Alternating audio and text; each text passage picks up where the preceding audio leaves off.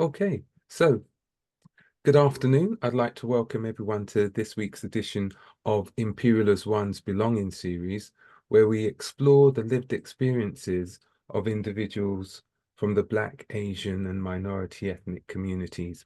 Individuals who have taken the time to reflect and to think about what it is and what it was that has given them their sense of identity and sense of belonging.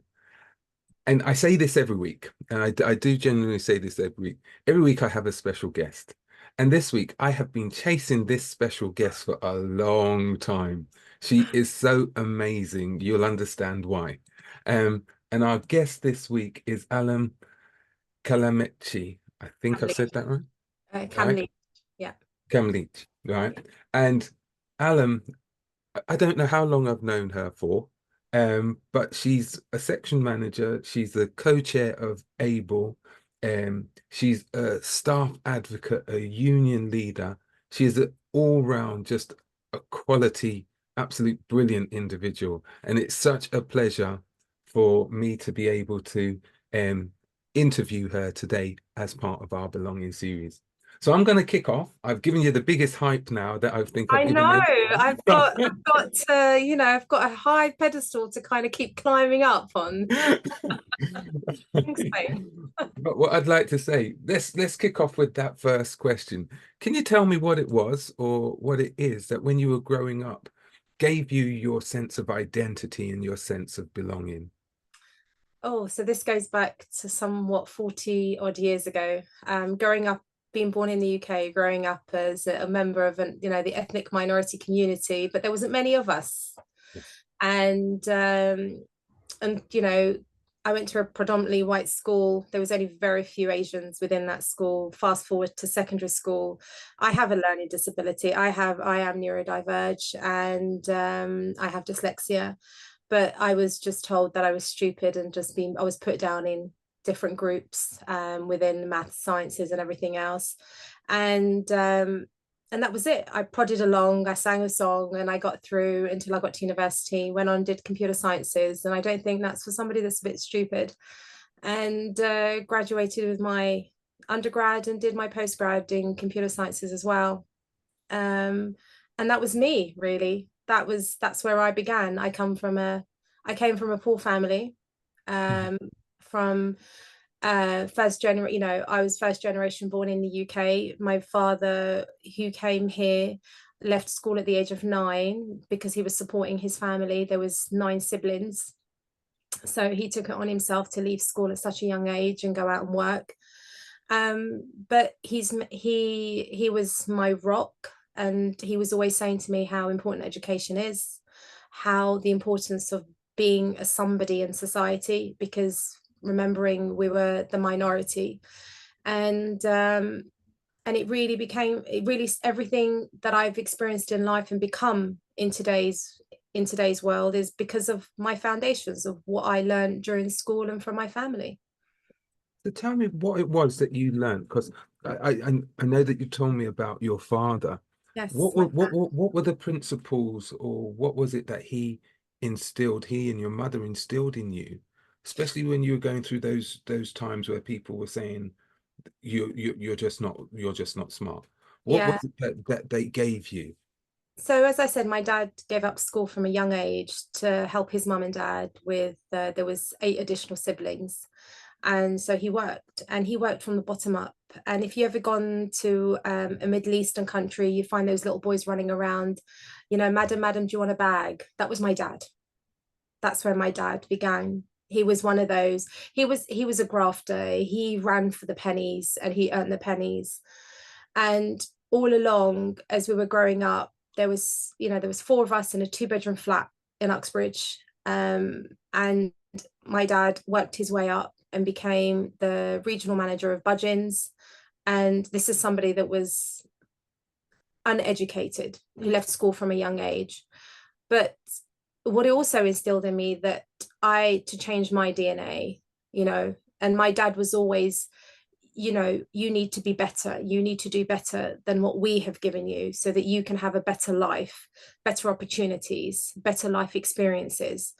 But little did he know, he was setting me up challenge myself, but also set me up to fail at times, but at the same time to get up and start again, because my dad had that metaphor and brought us up with that. And the same with my mum, that you are, in society's eyes, you are your value, you have a value, and you need to be valued as somebody. And my dad's eyes was for you to complete school, complete your A levels, graduate.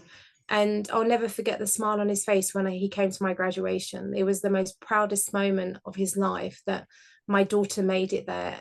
And believe it or not, till this day, he uses me as an example with my siblings. Your sister, look at what she's done. I'm like, Dad, you're going to make them hate me for the rest of my life. But no, it's like, look at what she's done. But two of them followed in my dad's footsteps. They did their A levels and didn't think of the academic route, and now have really successful businesses. And as I said, my dad we went from being a poor family to, he is a multimillionaire now. He retired at a really young age. He left the businesses, and he's still got the businesses working for him, and he's comfortably living.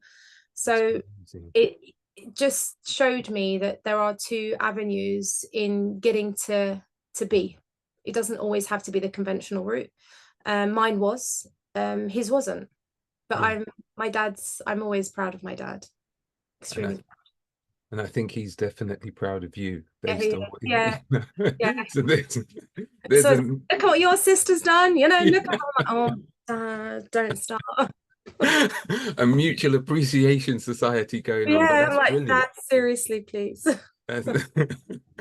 So it does sound to me though that what you, as you've said, is that his example of, you're going to have knocks in life, but Mm. you keep going, Yeah, you keep going, yeah, yeah, and all things considered, things will work out. yeah. So for you, as you said, that going through school in the 80s, did you experience racism? Did you, Oh I'm God, just, yes, yes. um, Everybody, yeah. I don't think there was a single ethnic person that didn't have an experience of racism. mhm, And it could have been my big curly hair and my skin tone and my name. I was called Alan. You name it, I've been called at it.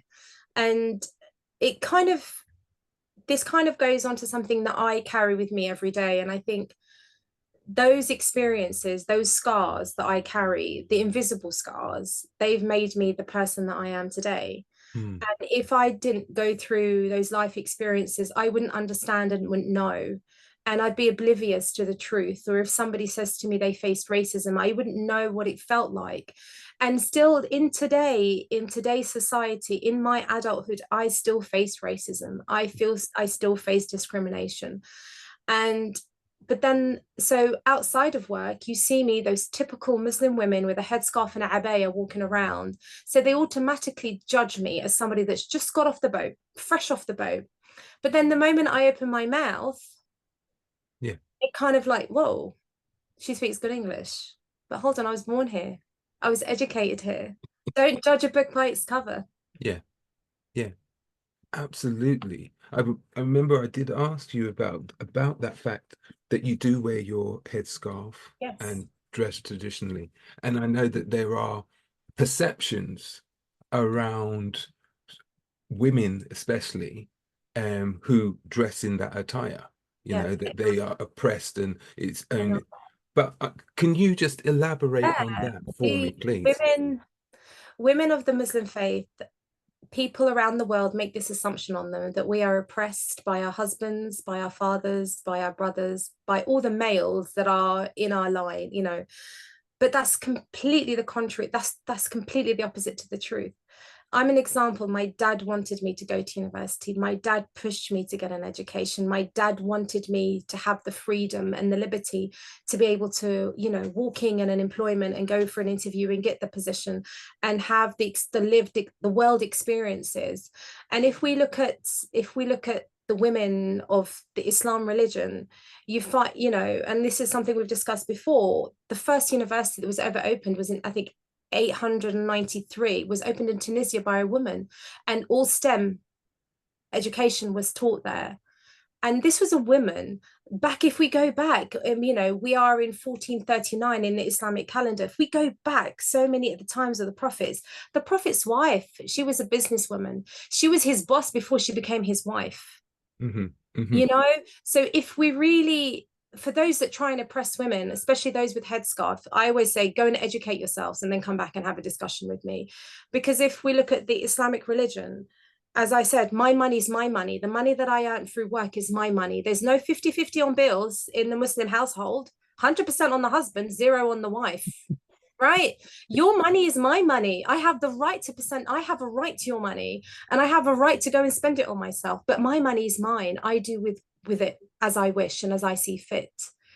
We have rules that, the rules of a mother, the rules of a daughter, the rules of a wife, the rules of inheritance, the rules of law, of divorce.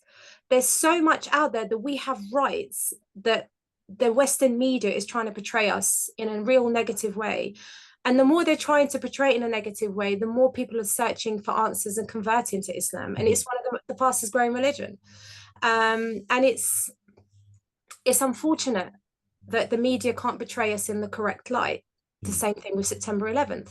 Mm-hmm. They portrayed us all as terrorists. Mm-hmm. And I got real backlash just getting on the tubes. Yeah, I can. As a Muslim woman with a headscarf on, and you'd see people looking at you, and this, that, and the other. And I never forget, once I was on the train and I was heavily pregnant and I had my jacket zipped up, and this gentleman just kept looking at me like in a really weird way. And I said, "Don't worry, it's just a bomb underneath here." And he just looked like, literally, I just said what you were thinking. Yeah. He literally just was like, and then I opened my zip and you can see my heavily pregnant belly. Mm-hmm. And he Mm-hmm. just was embarrassment. And I can give you many, many, many stories of where I have faced discrimination. But I always look at it and think, I'm better than you, because I don't have that hatred in myself for somebody that's black, for somebody that's disabled, for somebody that's Asian. So I am better than you. I don't have that hatred, and my religion doesn't teach me hate. On the contrary, it teaches me to love my neighbor, irrelevant of their religion or their ethnic beliefs or whatever. It teaches me to love myself. It teaches me to love my family, to love my friends. And it is those that are your friends, as we have a thing in the Quran, is those that the true friends that are friends without a job. The friends that you love for the sake of loving them, to be in your friend, are those you'll find with you in heaven. Mm-hmm. And when they don't see you in heaven, they go to God. God, where is my friend? If she's not here or he's not here, they're in the hellfire. But because of that mercy that you two had on each other in this world, transpires over there, and God will remove you from the hellfire and will take you into heaven, because of that true love that you have between yourselves, because it's unconditional. There's no conditions of quid pro quo, you do this for me and I do that for you. It's genuine love for each other as a friendship. So yeah, my religion does not teach me hate, does not teach me oppression. On the contrary, it teaches me to accept the whole world. And there is a verse in the Quran, it says, completely states it, you have your religion and I have mine. I will not practice your religion, nor will you practice mine, but I will respect your religion just as you would respect mine. So Mm-hmm. there are many, many, many verses that I could quote in the Quran, but I am a woman of God and a woman of faith. Yeah, that's beautiful. I want to ask, because you speak so, I'm not going to say you speak such good English, right? But Oh, thank you, sir. but what the question I want to ask is, where and when did you develop your voice? And I my don't just mean my when did you voice, learn to yeah. talk, where, I think it because was 3 months and 3 days now. um, when did I learn to speak? It was, as I said, I faced a lot of discrimination in my life, going through junior school, going through secondary school, in my personal life. But I had to be a voice from a really young age, because my parents are, the English is not their prime language. So when my dad would have a letter that he needed to write, guess who wrote it at the age of 12 and 13? Mhm. I did. My mum needed a form to complete. It was me, because I'm the eldest of five.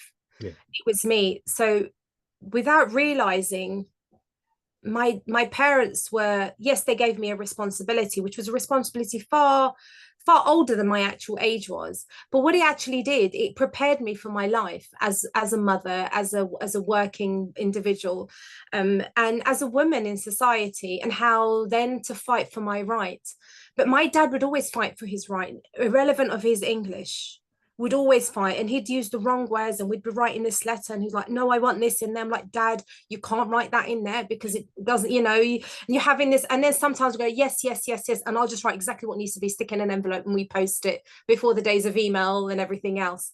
And but it was through discrimination, and it was when I put my headscarf on. That was the biggest turning point of my life. I was somebody that never wore a headscarf. And you wouldn't believe it, I started wearing it as September 11th started. I was fighting with my dad for a year. Dad, this is what I want to do. No, Ahlam, no. The weight that comes with wearing a headscarf is really heavy. You need to understand it. So I went and understood it. So I thought, okay, you give me a challenge and I rise up to it. And I went and I learned what it meant to be a woman with a headscarf, what we needed to change. First thing was the bikinis had to go out the window and come on the burkinis, go out the leather trousers and came in the proper I changed, but I didn't do it immediately. I did it through time. I gave myself a year and I did it within that year. And I'll never forget the day September 11th happened. Women were taking off their headscarf because they were scared out on the streets. I was like, I am not going to be scared of my faith. On the contrary, I want to show the world of who I am and what my beliefs are. And I had a raw discussion with my dad, and my dad said, "Oh, I don't think it's the right time, Ahlam. No, no, no, no, no, no. This, that." I think he was more concerned for me and my well-being. And I said to him, Dad, if I sin out there, then it's on you. And he went, what? And I said, if I commit a sin when I'm out there in the world, then it's on your shoulders. And he went, you're ready to wear a scarf? That was exactly it. He went, you're ready? And I goes, because this is how I want to practice my faith. Yeah. This is how this is. And he was like, Helen, this is, people are. And I'm like, if I die with my headscarf on, I've died as a Muslim. I'm not going to die anytime soon if it's not meant to be. Whatever discrimination I'm going to face, I face it anyway. Putting on a headscarf is another layer of discrimination that we will never get rid of. It will maybe be our great children that may not have, but there'll be some form of discrimination. But I was like, but Dad, this is my identity. I practice my faith. I do everything I'm supposed to do. There's just one thing that's left for me to do, and that's to put a piece of cloth on my head. And he went, that's it. And I think what he did was he challenged me, and he knows that I'm someone that is to be challenged, and he challenged me. And it was then I put my hands up and he put his hands up and he went, go for it. And that's where my journey began. And that's where my voice really began, because I was getting discriminated against even more. And I mean, it went up by 100 folds, because before, if you see me before without my headscarf on, I've got curly hair, I look Spanish, Puerto Rican, especially when I've got a tan on, you wouldn't think I was a Muslim woman. But then the moment I put on my headscarf on, I put the label of I'm a Muslimah, as we call ourselves. I'm a woman of faith, and this is who I am, and this is my religion. And that's where my voice started stemming from. Really, that's the beginning of me to stand up for myself. So putting on the scarf for you was an opening of your, I'm not going to say opening of your mouth, but it was where you realized that you had to open and to let the world see a different perception of what they were, or the bias or the stereotypes which they were putting on you. You had to be that voice to correct it. Absolutely. And it was, I remember at the time I had a contract at GSK, I remember going into the office for the first time. Oh boy, did I get the looks. Like, is that really her? But I just went in and sat at my desk, looked at my computer. And I was a business analyst at the time. And I just got on with my job. And I didn't shake the boat. They didn't shake the boat.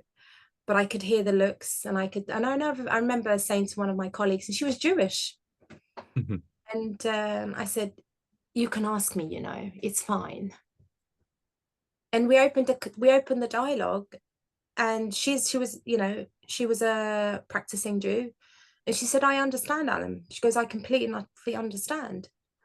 And I went, phew, at least somebody does. I didn't Mhm. have to justify my actions. But then after that, I stopped justifying my actions. I stopped justifying this piece of cloth that I've got on my head. This is me, my makeup.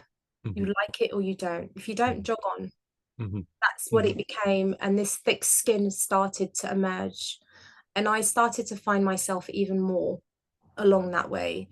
Um, and as much as sometimes we lose our ways, we find our ways again. But when we find them stronger Mhm. and better.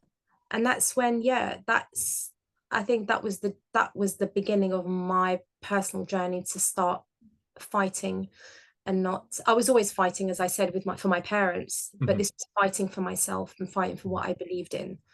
Mhm. And I didn't care if you accepted me or didn't accept me. Mhm. I'm here to stay. I'm not going Yeah. anywhere. You know that's such a powerful story or life lesson that you've given us in learning and gaining your voice. I also, when you were talking, I was just thinking about how, although you said that you started standing up for yourself and having a voice for yourself, I've known you as someone who has a voice not just for yourself. Yeah. How did it transpire from you just kind of like self-protection, as it were, or I'm going to say it different, informing the ignorant, Yeah. right? Right. How did it go from there to you then being this strong, powerful advocate that I have known and admire? Thank you. It, you know, as I said, I've always advocated for my parents. Had, you know, I was the voice of my parents. I was the voice of my siblings at school, parents meeting. Um, but really to be the voice of others in the workplace, and not caring if I've got an X on my back, it stemmed through my personal journey of having a disability. Mm, My personal journey when I was bullied and harassed within the workplace. And I had, I was really, excuse my French, shit scared to stand up for myself, because you're kind of automatically programmed in the corporate world, bearing in mind I came from a corporate world, that you just go in and do your job, because there's no there's no policies and procedures in the corporate world. It doesn't exist. mhm, Literally, you could be out in a minute. And especially in the IT world back then, it was such fast moving world that you could be in a position for 18 months and you're on to the next position, and so on and so forth.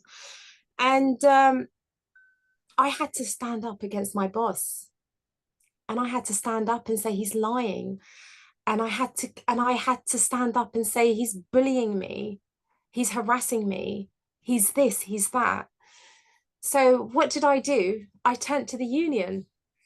mhm, And you know, I turned to the union. The union helped me find my voice back then. This is, my daughter is 16 now.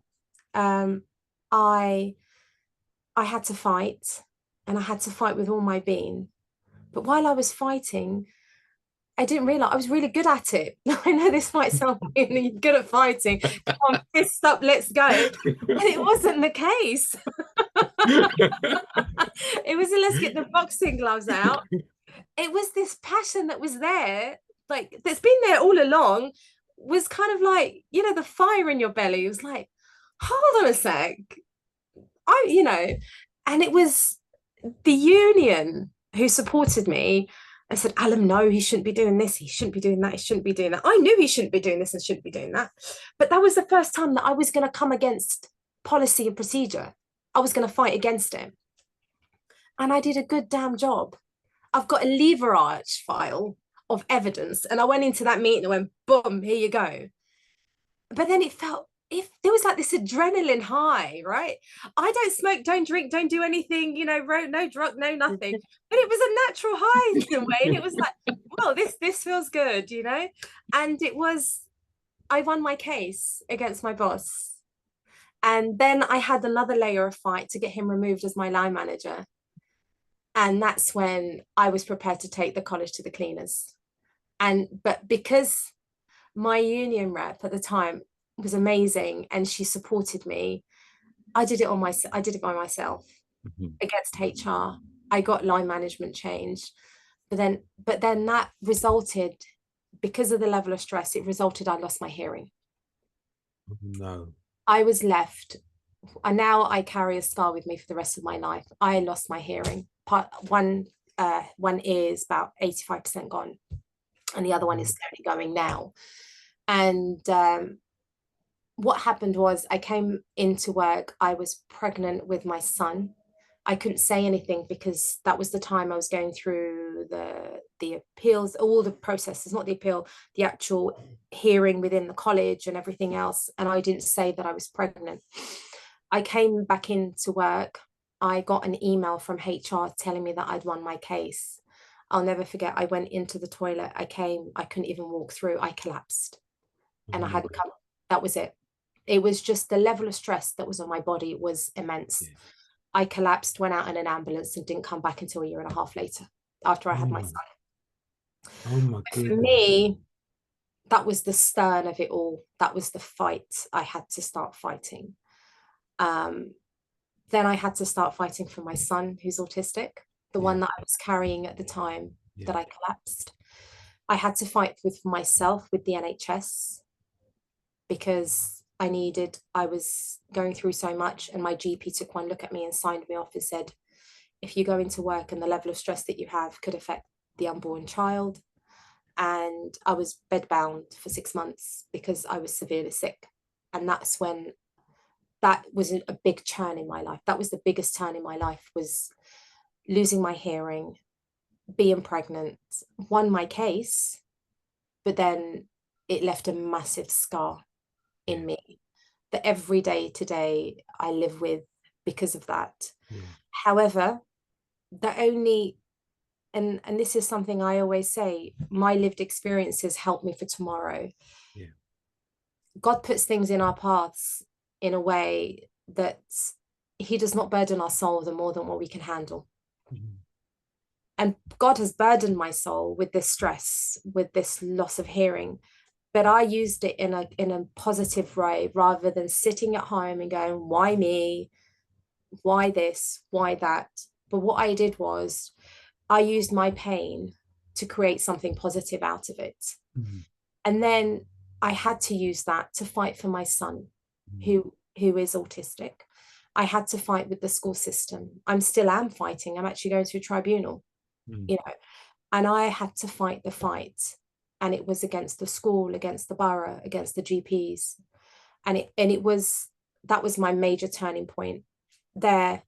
But I didn't really bring it into the workplace. I only Mhm. brought it into the workplace for myself, not for the rest Mhm. of the community. But it was COVID. COVID really, I was on death's bed during COVID. I was in between life and death. And it was the time when people going into the hospitals are not coming out. So subsequently, it has left me with a leak in my brain. Oh, my goodness. So, and then there was a ripple effect of other conditions that came on as a result of that. But during my time at COVID and being really sick and thinking every night was my last, because I had really severe um, pulmonary conditions in my lungs and everything else. Every night I used to think this was my last, but then every night I had to fight. And what got me through it was prayer. I would pray we pray 5 times a day. Mhm. That was the only thing that I kept was consistent. I did it every single day, no matter Mhm. how sick I was doing it. Um, but then I had to fight for my health. But then Abel came along. I was always part of Abel. But then Abel came along. And then I started to attend the meetings because they were online. And Mhm. every now and then I'd pop in and I'd pop in again. And I'd kind of like, oh, I like this, oh, this is nice. Mhm. Have common grounds, you know, and just sometimes just sitting back. And you know me, I can't shut up for the life, for the love of my life. I can't keep my mouth stump. And I didn't. And I didn't. And then it took a colleague to reach out, and she said, Ahlam, I think you'd make an amazing co-chair of Able. And I went, oh, really? And I thought, oh, this is too much commitment. And then she's like, we'll do it together. And I was like, okay, I know this person for a really long time. But then she disappeared on me, Wayne. Like, she literally just dumped me. Like, she just literally like, I get a phone call. Hi, Ahlam, I think it would be amazing. Da, da, da, da, da, da. Yeah, okay, let's go. Right. And every time we set up a meeting, she's got something, or I've got a deadline, or this, that, and the other. And then the girl ditches me, and I'm like, okay, maybe this is the universe saying to me, you know what, Ahlam, just go for it. And I did. And Lisa kindly handed the baton over. Mhm. And I believe that, again, as I said at the beginning, I'm a woman of God through and through. God gives you a voice, God gives you a strength to utilize it, not just for oneself being, but to help the others. Mhm. And I think if you are given a strength and you are given a voice, and there's things you can view in, how somebody comes with a problem, you're like, oh, that's nothing, let's sort it out, duff, duff, duff, and it's done. That's a gift. That's a gift that you need to grab and run with. And don't just use it for yourself. Mm. Like, help the wider community. And that's what I do now. I'm sure there's an X on my back somewhere, but I don't give in to management. I don't give in to senior management. And Susan, my wonderful Susan, who I have to thank for being the chair of Unite, she saw something in me that I didn't see in myself. And she slowly started dripping me into the Unite work without even realizing. She was very clever at doing it. And before I know it, the chair was under my bottom, and I was chair of Unite. But then, yeah, I hope, and always in my life, I'm a believer, and I've said this before, if I can change one person's life, that's my life's work done. That Mhm. is my view.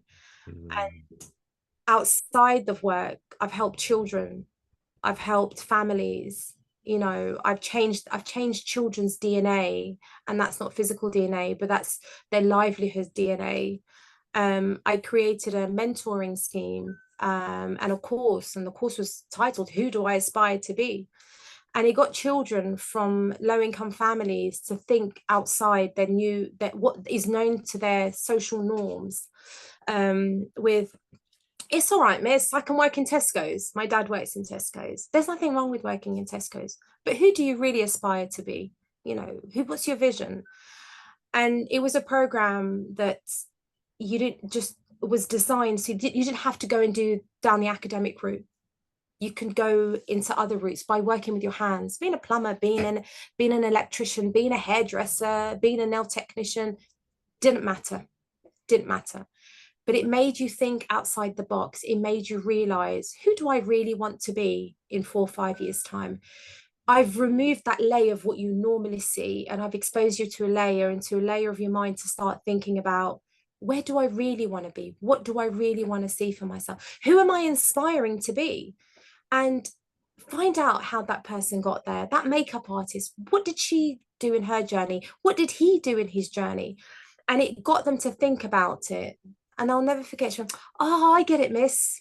That was what the best things, and I've had a young man now, I think he's in his second year. He went and did an apprenticeship with British Airways to become an engineer. I've got one that got into medical school. I had two Syrian girls that those girls they were amazing. They were amazing human beings, and they still are amazing. They had this fire in their belly, was to come here, get an education, because they couldn't back in Syria, and to help their community, to help their people. And that's where everything started to fall together as a jigsaw puzzle. So that's where I came from, really. I can't hear you. So I knew your story was good, all right? But when you said about what happened to you in the fight, sometimes people don't recognize that when you go into the fight, there's always going to be something left behind. some kind of, collateral damage. yeah, Yeah. right. You can't just expect people who are in these fights, and many of us are in the fight, um, that you're going to come out unscathed. You'll never be the same. There's a transformation which happens. And it's, you know what I love about your story? It's the mindset that you have, never to be defeated. No, don't get me wrong, Wayne. There is times when my condition got worse. Hmm. In the last year, my conditions really deteriorated. I lost myself a bit. Hmm. I was still fighting for everyone else, Hmm. but I almost stopped fighting for myself Mm. because my condition was taking over. My leak was taking over. My legs were giving up on me. I was using sticks. I was somebody that was gymming 4 or 5 times a week, but my conditions started to deteriorate. And there'll be days I'll be without speech or little speech, or there'll be days where I have a severe tremor in my hand that even my husband can't hold it still. But on, the first time it happened, I went into the hospital and I was suspected of having a stroke. The doctor said, "What do you do for a living?" And with little speech that I could speak, I told her what I did, but she didn't get it. She didn't understand. So my husband told her. She literally took my shoulders and said, "Look at me, Mrs. Khamliche." And I looked. She said, "You have to fight," because I needed to keep my brain functioning. Otherwise, I would have just been. And I did, and I was fighting, and I was fighting, and I was fighting. But then through the process of working with, being the chair of Unite, I met some amazing people in my route, very senior management people. And they saw things in me that I never see in myself. And even till, I see the comments, Ahlam, you're doing an amazing job. I don't think I'm doing an amazing job. I'm doing my job. I'm doing what you've elected me to do. I'm not doing anything out of the ordinary, Hmm. you know? But then during my journey and still my journey with, the pay negotiations, the changing of the sickness absence policy and so on and so forth, I met amazing people. And during that journey with these people, they pulled me aside and actually said, "You're bloody brilliant." And I'm like, "Oh, really? Okay." Because I genuinely go in there and I speak from the heart. I'm not making this stuff up. And it's just me being natural. There's no face. What you see is what you get with me. It's black and white. There's no in between here. And I don't mince my words. Um, but then to be recognized and to be thanked. And then when I've helped somebody in their case and they've gone through a difficult time because I've been there, done it, got the t-shirt. And when I walk away and I get, "Thank you so much," because the people that know me and that I've supported know that I don't just support you. I go above and beyond. I make sure mentally you're well. I'm the full package. And I think if I can show somebody that someone in the world cares for them, I'm putting them in a better place. If Mm. I can be that person, and if I can leave a legacy on the day that I die, that person can remember me and say, "I thank her for helping me through this," or "I help her for helping me achieve this," then I know that my life was definitely worth living. I've done everything that I should have done and more, and I hope I've still got more years in me to help and change more people's lives. But as I goes back to saying, if I can change one person's life and one person's DNA, I can easily put my hands up and say, "You know what, I can retire now. I've done my life's work." And that's the same with my children as well. I don't know what to say, if I'm honest with you. I do know what I would like to say, right? As I said many times, you are amazing, and I've said it on this earlier on. My one, not concern, but my one thing which I'm thinking is, who looks after you? If you're looking after everybody else, who looks after you? I get asked that question a lot, actually. I had a mentor. Again, this was one of the journeys, and somebody sees sees potential in me and said, you should be in management. I'm like, yeah, I'd love to get there, but guy, give me an opportunity, you know? And so they got me a mentor. And we just finished our sessions last week. And she said, Alan, I've had a blast with you. She goes, I've never had somebody that I've mentored to have a blast with. She goes, you're rough, you're real, no crap. And I'm like, yeah, otherwise it's not going to work out. You know, if I'm going to come in with a lie, it's like a marriage, you know, you're in it, for, in it 100%, or you might as well just jog on. Yeah. And she goes to me, your reputation precedes you. I went, oh, really? Really? And she said, amazing things. But she goes, who looks after Alan? Mm. She asked me that exact question. And it got me thinking, who looks after me? You know what? God looks after me. I understand that. God looks after me. Because as I said, God does not give you anything that will not burden your soul with anything that you can't take. God looks after me. My husband supports me. My children support me. And if there's times I've been on a call with somebody on their case and, I'll be on the phone and I will give them 110%. My kids and my husband are fine out there. I don't need to burn out the fires. They're burning out the mouths themselves. They're supporting themselves. And when I've come out and I've had a really emotional, draining conversation, you can see it on me. My cheeks go red and everything else. I just need a cup of tea and I need to sit down. I need time out. Because of the leak that's going on in my brain, sometimes I just need to stop. And I can do that.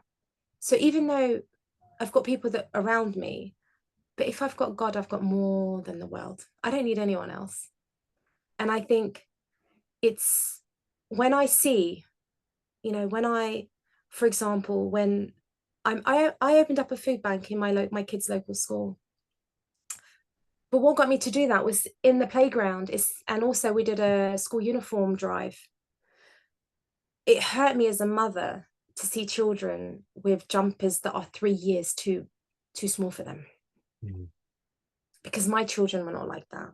Mm-hmm. And we work for our money. But I make sure that my children have everything they need. And I think every family is going through a real difficult time, especially since COVID hit. And I thought, what can I do to help these people? How can I help them and be anonymous? So I went and we did this. We managed to get donations through phone calls, got donations of school uniform, gave them to the school. Kids had little packs that were taken home and it had new uniform in them. We've got a food bank that is functioning now every Friday. There are families going there and getting food. And it's done with dignity. You don't meet other parents there. You have a slot, you go, you shop, you come out in your shopping bags. It doesn't even look like you've been to the food bank. You've got Sainsbury's bags, you've got Lidl bags, Aldi bags. You just think this mum's just come from her shopping. And it's doing those things that I can do helps me look after me, because knowing that I've got the power to do that and the power to change and the power to make sure a child goes to bed with food in her stomach, to make sure a family has food in their cupboard and in their fridge, for me, that's like that's a massive that's a drug in itself. But as I go back and I say this to anyone, they say, I have no family, I have this. You have God. If I've got a God on my side and I've got them in my heart, I don't need anyone else. Don't tell my husband that, but no. 20 years of marriage, you say you don't need me. I do need him because he's my best friend. He's my best friend. But because of him, I'm able to do this stuff. Absolutely. Because he's supporting me at home. Yeah. He's supporting me with the children. He's supporting me as a woman. Mm-hmm. And he's not suppressing me as the world is trying to put out women with hijabs. No, mm-hmm.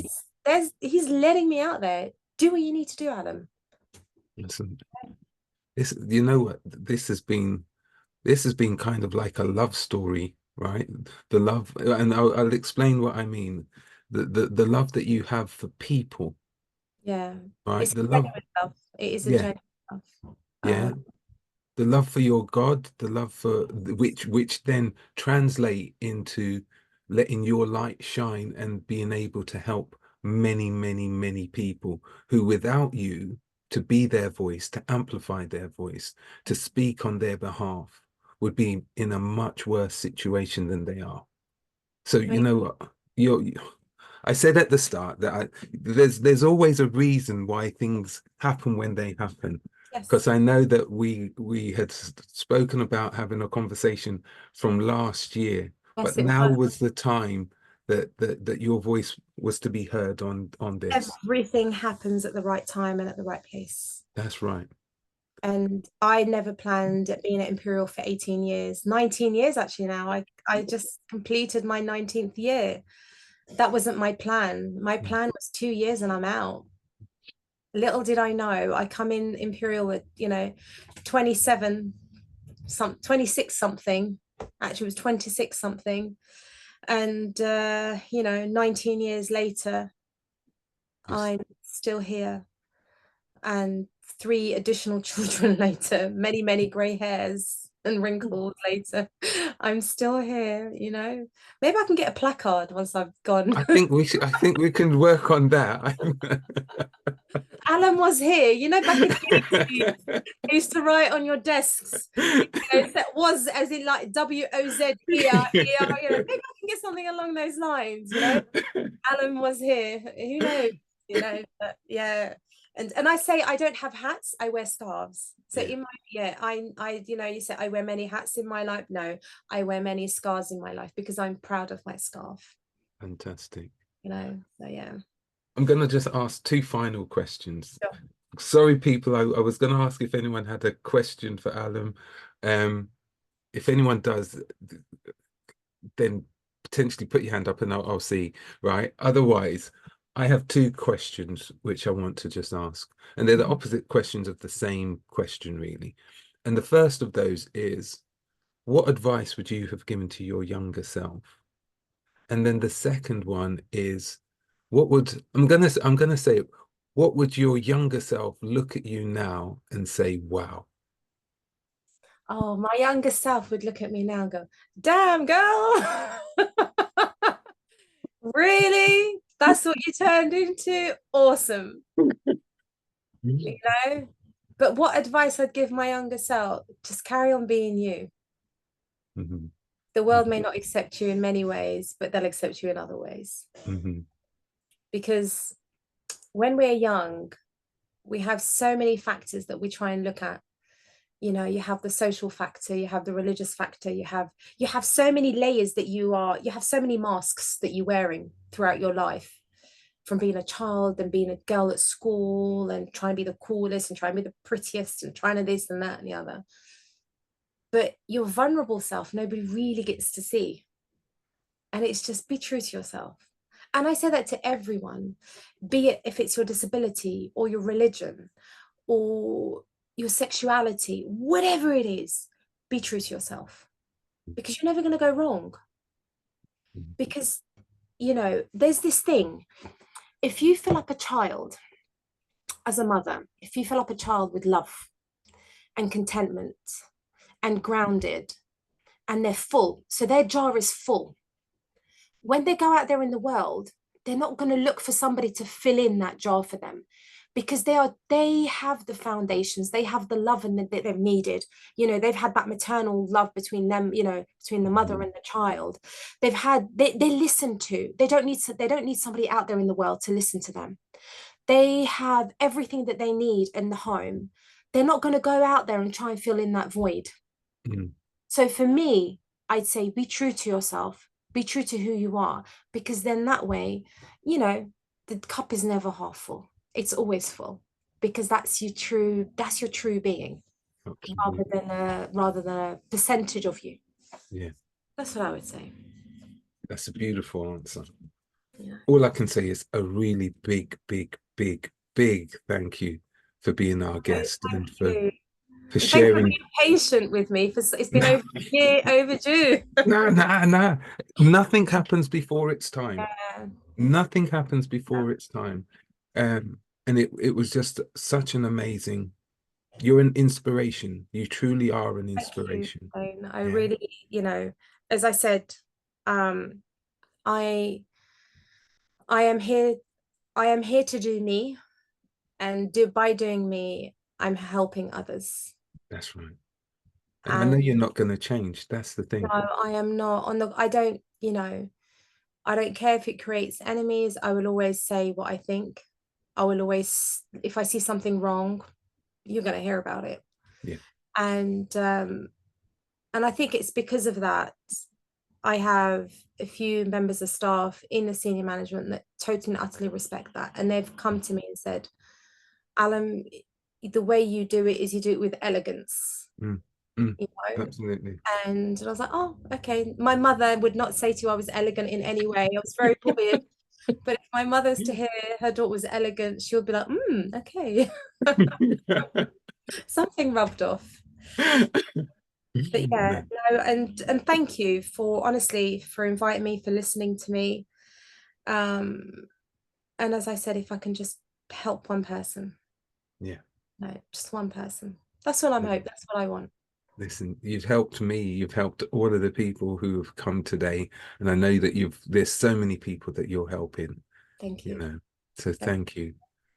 I'm going to just share with everyone what's going to be happening for next week. So next week, we're going to have a young man, Simon Hudson. He's an educator and magistrate, and he authored a book called History Through the Black Experience. In two parts it is. It's a great book.